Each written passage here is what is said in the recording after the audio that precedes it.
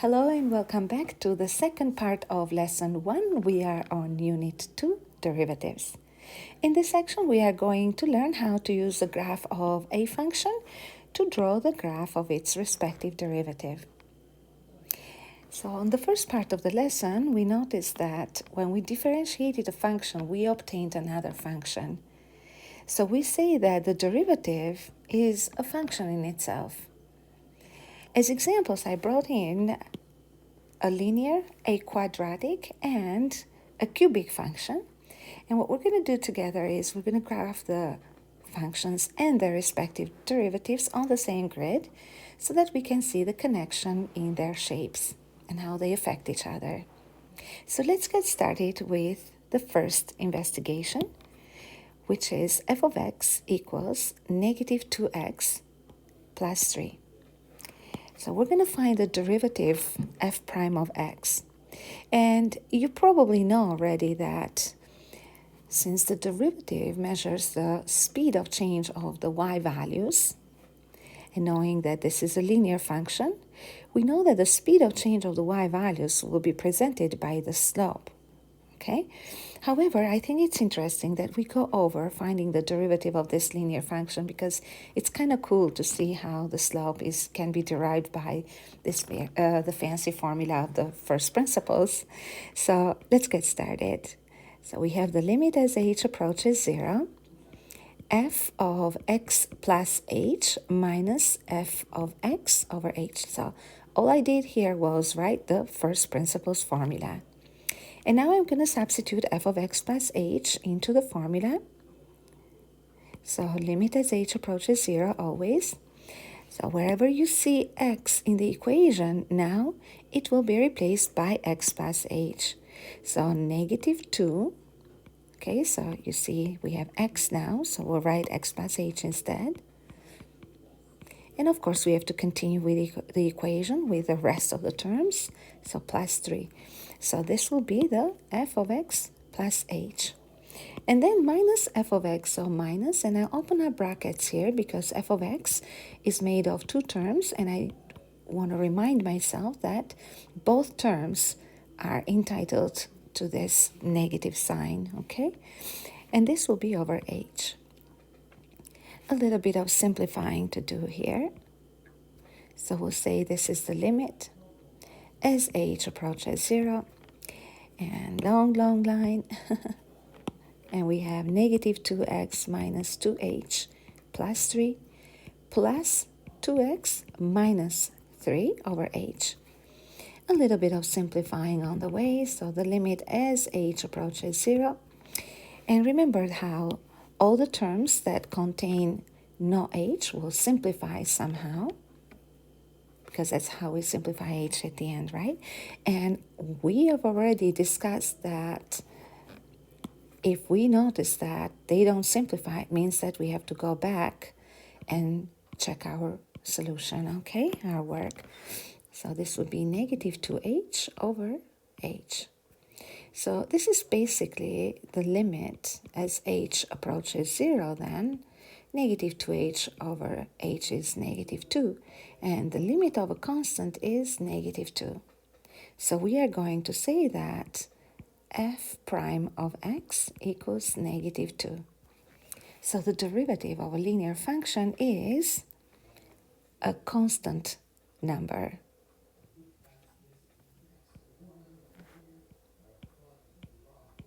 Or the derivative of a function is constant, right? And we know what this number represents. That is the slope of the function. So that means that the linear functions will change at a constant rate. So they change at the same pace. They're driving at the same speed. So the y variable or the y values are changing at the same speed. So I'm going to draw the graphs of both the derivative and the function. We know that we're going to start with the y-intercept at 3 and a slope of negative 2. So rise over run, just remember, right? Negative 2 over 1 means that we're rising down to the right one. Okay, Slope is easy and fun. Just remember to rise and then run.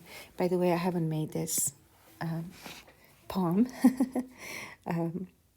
I read them somewhere. But I like this. I love the sound of it, obviously. So here we go. This is going to be the graph of f of x. And now we're going to take a look at the graph of its derivative. I'm going to make this a little thinner. So the derivative was at -2. Sorry. And that would be a horizontal line. Okay. So this would be f prime x, right at -2. And this would be the f of x. All right. So now we're going to move on to the next function, which is, as I said, an example of a quadratic function.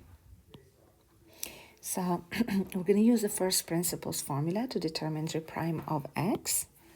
And here we go. We're going to say that g prime x equals the limit as h approaches 0. I'm just writing the first principles formula for gx, so g of x plus h minus g of x divided by h. So nothing fancy here. So that's the limit as h approaches 0. And we have in here a long, long line. So wherever we see x, we'll go x plus h there, right? So x squared will become x plus h squared. And then minus 4x is minus 4x plus h. And then take away, remember that we need to keep this in brackets because we have two terms, x squared minus 4x. Down in the denominator, we still have the, we still have the number, the variable h. Sorry, I got distracted here. So here we go. We have the limit as h approaches 0 with a little bit of simplifying in here. Not too difficult, but obviously a lot of terms to take care of. So always double check. It's very easy to leave terms behind and unmentioned. So over h, and that's the nature of first principles formula. So it's a lot of simplifying, a lot of algebra involved in it. Okay, so now the fun part. Let's simplify. So look for the terms that have no h, okay? They must all disappear. So negative 4x, positive 4x. And what I'm left here with is 2xh plus h squared minus 4h. And down in the denominator, I have h still. Okay, so we are going to factor h. And we have 2x plus 1h minus 4. And that will be over h.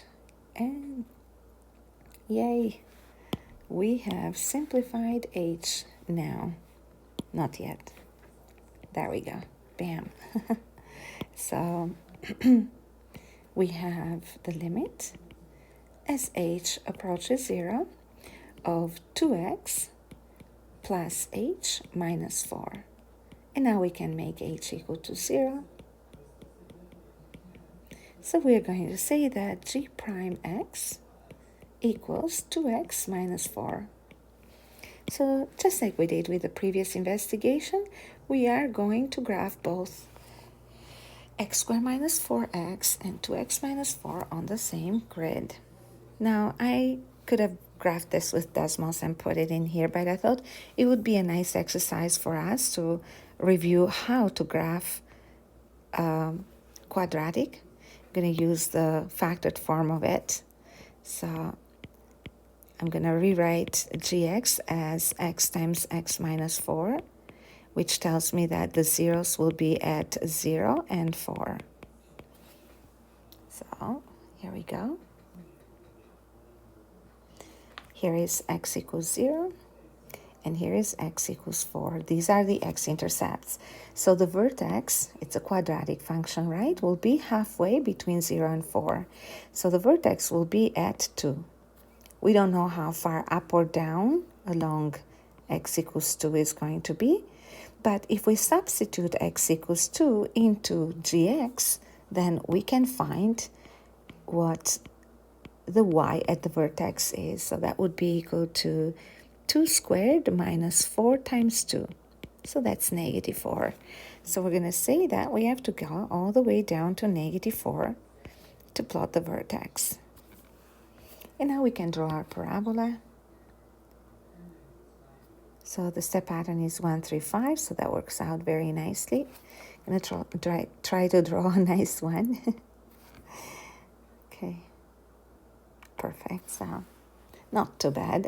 So this would be g of x. Now let's take a look at its derivative.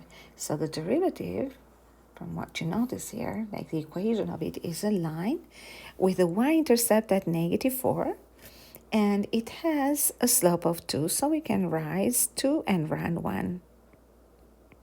Here are all these points, and let's connect them.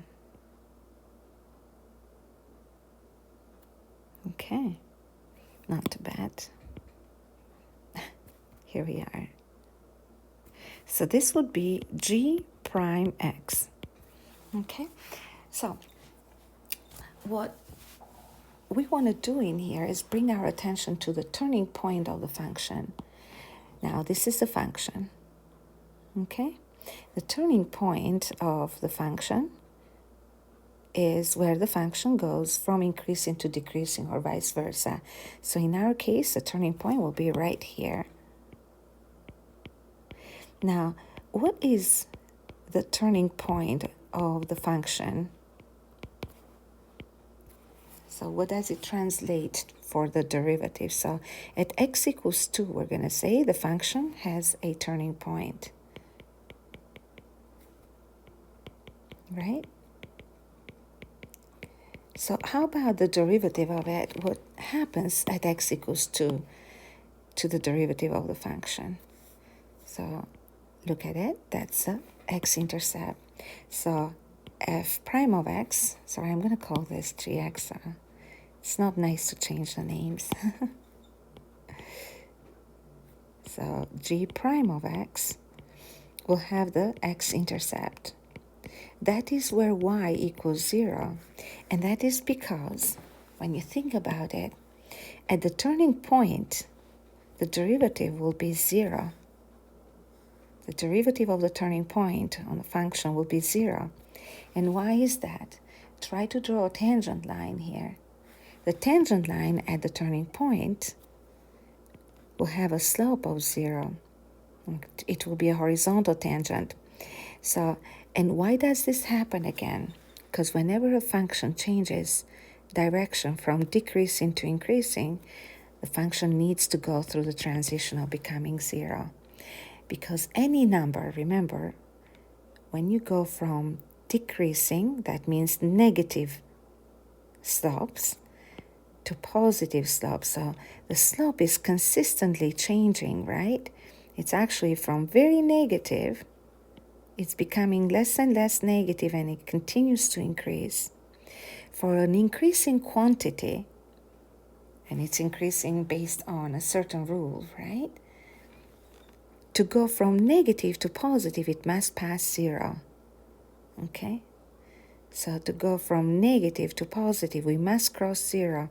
And that is when the graph makes the turning point. Okay?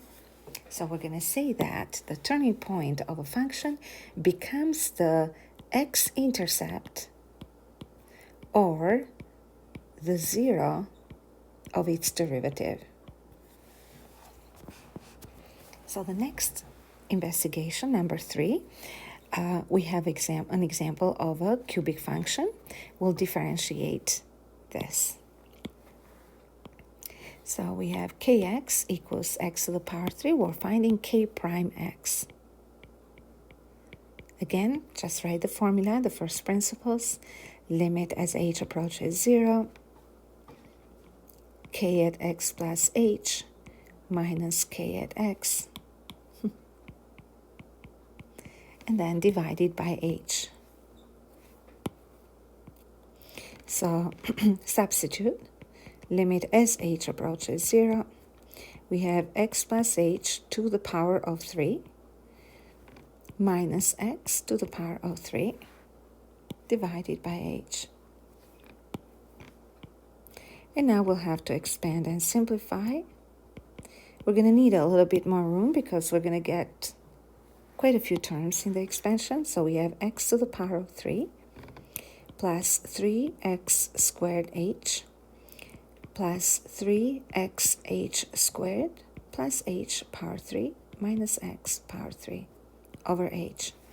Now remember that if you are struggling with expanding a power of 3, remember to use the Pascal's triangle, that's easier. And if you need a refreshment, just take a look at the video, the first lesson on the playlist of the calculus course. Okay, so I'm going to move on to simplifying this. So x3, negative x3, they're happy to simplify each other there. And we have all the terms with an h in it. So you can go ahead and factor out h because we know that it will be a common factor. And as we practice more and more of such exercises, some of the steps, as you notice, kind of become redundant, right? So, and then plus h to the power of 2 and everything over h.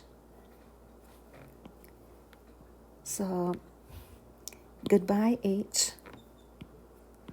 and we have the limit as h approaches 0 of 3x squared plus 3xh plus h squared.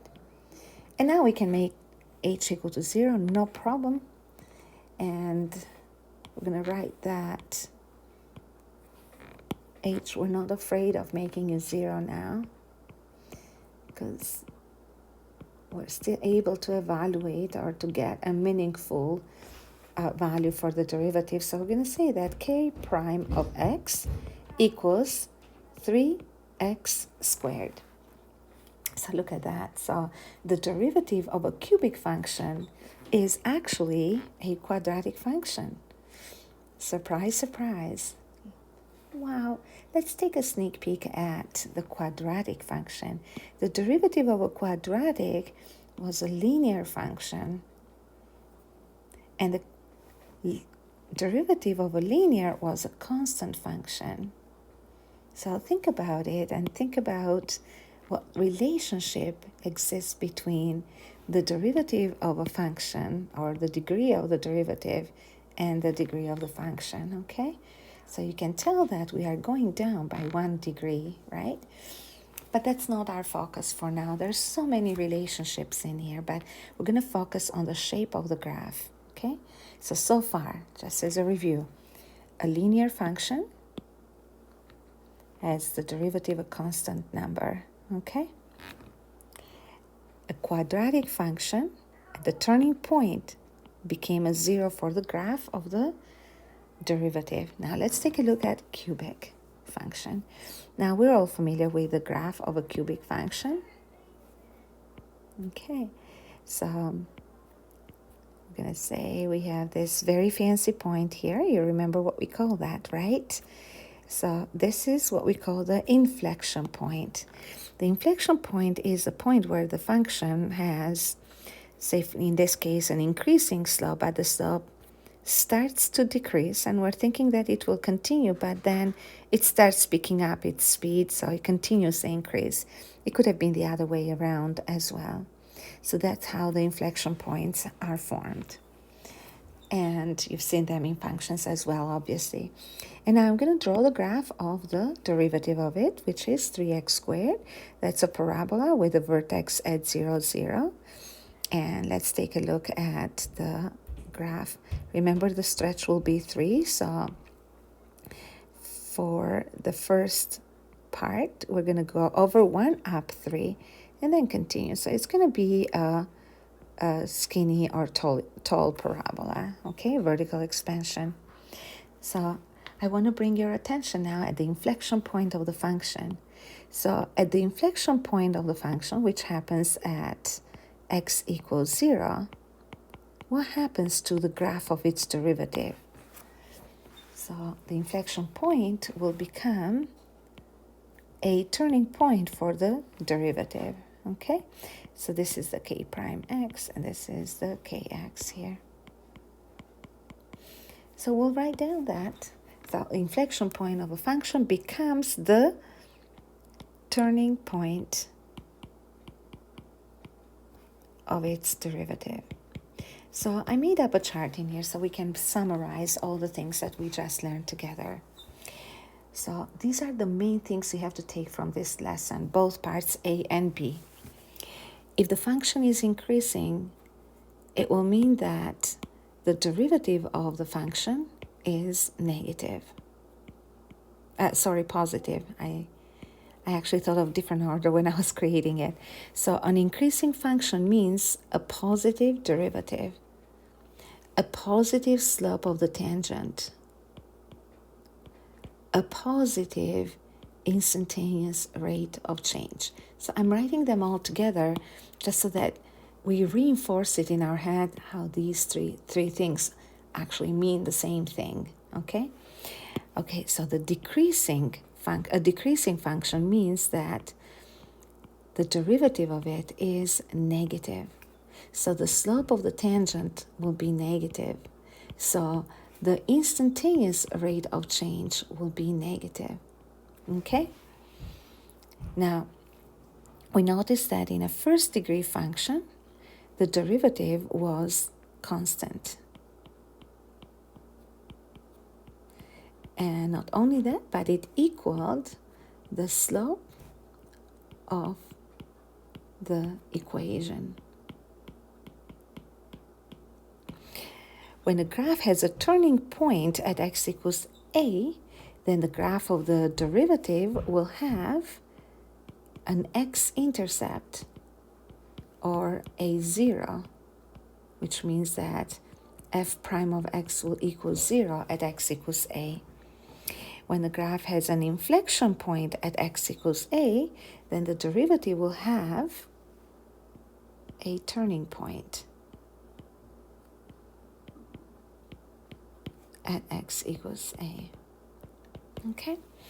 Now, the next question that I wanted to pose actually is, what do you think will be the lowest degree of a function if you knew that the derivative has an inflection point? Okay, so you saw how turning point, x-intercept, inflection point, turning point. So what if the function or the graph of the derivative had an inflection point? Okay, what would be the derivative, the degree of the function?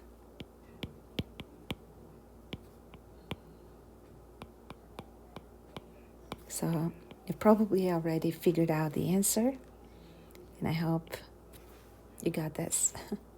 So we're going to say that it will be degree 4.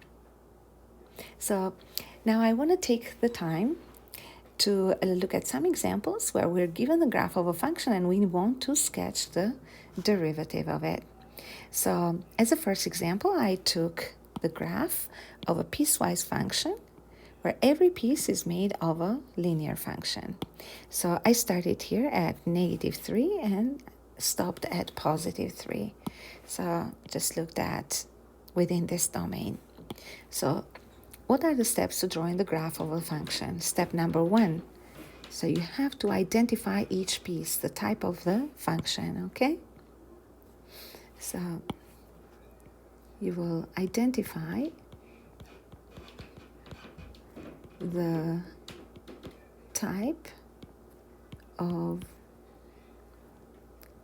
each piece, the type of the function type. Let's put it here this way.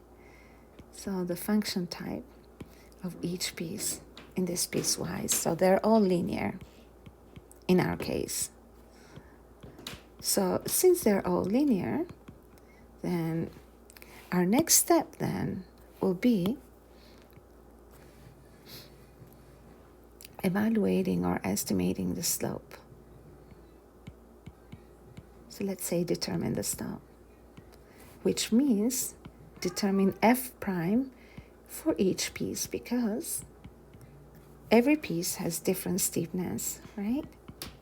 And here we go. We're going to walk through each piece in here. So the red one, we're going to say that for the red portion here, what we see here is the line that if you go from one endpoint to the other, then it seems that we have to look at the unit measurements, because that can be tricky and can fool us sometimes. It's very deceiving. So I have to rise 2 units down, and I have to run 2 units to the right. So that will make the slope here equal to -1, or 2 over -2 over 2, same thing. So in other words, we're going to say that from A to B, we have f prime of x equal to -1. So what we're going to do is from x equals -3 to x equals -1, we're going to draw a straight line, okay, with y value of -1, a constant horizontal line. Now, remember that in here we have a corner, okay, and we cannot draw a tangent in there, and we're going to say that this is undefined, so it's not differentiable at -1. We do the same thing for the next piece. So the next piece is from B to C. So to go from B to C, I have to rise 1, 2, 3, 4, and then I have to run 1, 2. 4 over 2 is +2. So that tells me that the slope would be, or the derivative of this function in this segment will be +2. This is where +2 is.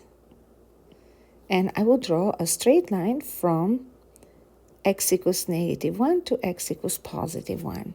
And I will make sure that I draw an empty circle on the ends, because we have corners in there and the function is undefined at those points. And the last piece is from point C to D.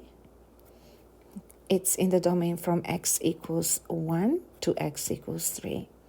So again, I'm going to measure the slope in here. I decided to go from D to C here now. So we have to go 1, 2, 3, 4, 5, 6, 7, 8, 9, 10, 11, 12 units up. And then we have to go 1 and then 2, so 2 units to the left. And 12 over -2 equals -6. So that tells me that the derivative for this portion of the graph would be -6. So the graph of it will be right here at y equals -6. I'm going to start at 1, empty circle, and I will stop at 3 here, empty circle, and here goes the graph of the third piece. So all these horizontal lines will represent the graphs of the derivatives. And in the same way, I'm going to have an empty circle here. All right? So this is how we draw the graph of the derivative in a linear function. When it's made of more than one piece, then all we have to do is draw each piece in the respective domain of each function. Now, this is the more interesting part of graphing the derivative of a function. So here we have the graph of some polynomial function. It looks like a cubic function actually, and it is. No secrets there. And what we're going to do is draw the graph of the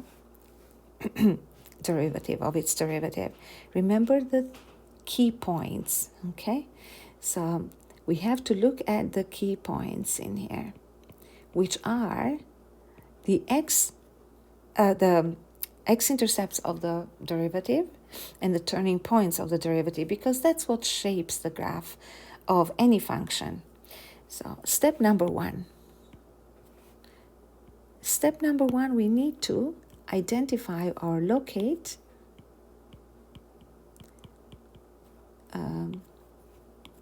the turning points of the graph.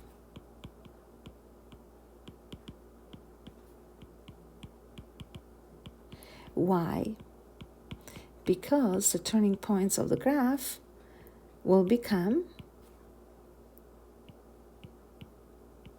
the x-intercepts of f prime.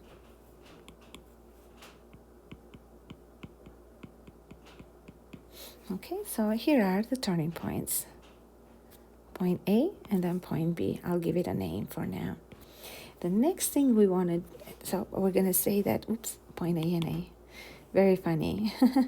So at these turning points, the derivative will have x-intercepts. So that's where the derivative will pass. So I'm going to call them A prime and B prime, okay? Because they belong to the prime, f prime of x. So the next thing you want to do is locate the inflection points.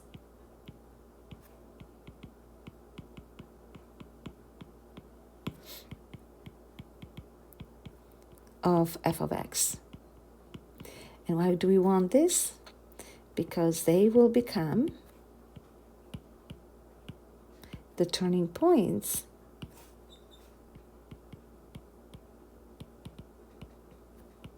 of f prime. Okay, so we have one inflection point in here, the point C. And the point C is the point where the graph changes the shape, so it's decreasing and decreasing even more.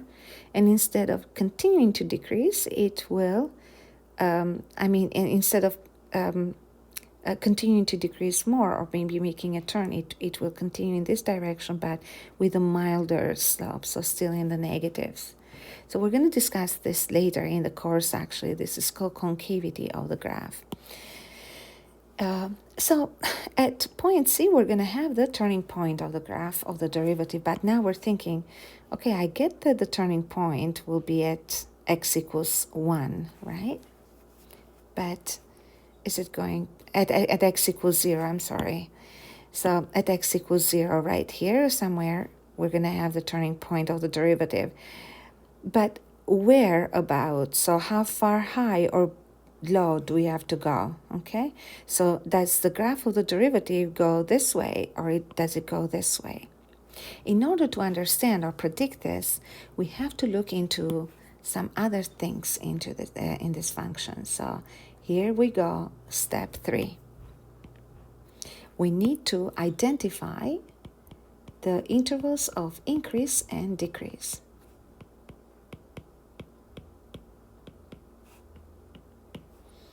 So intervals of increase for function f of x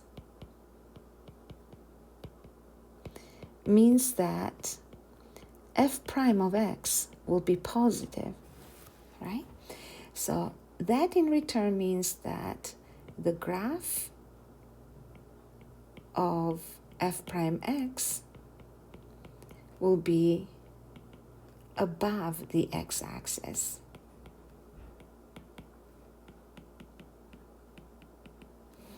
And intervals of decrease, on the other hand,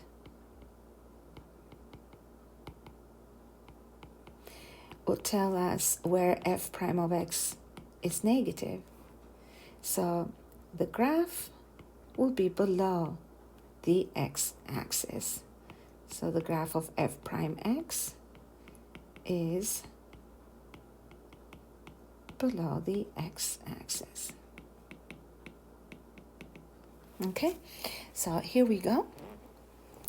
Let's take a look at the graph. And when you read the graph, always remember, we read the graph just like we read a book in English, right? So we read it from left to right.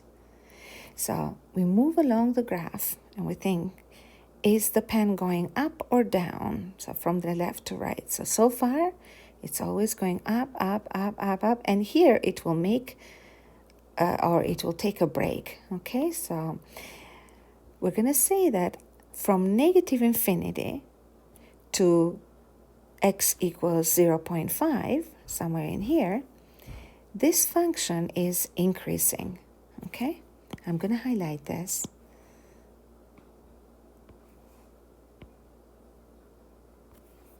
So we'll say that,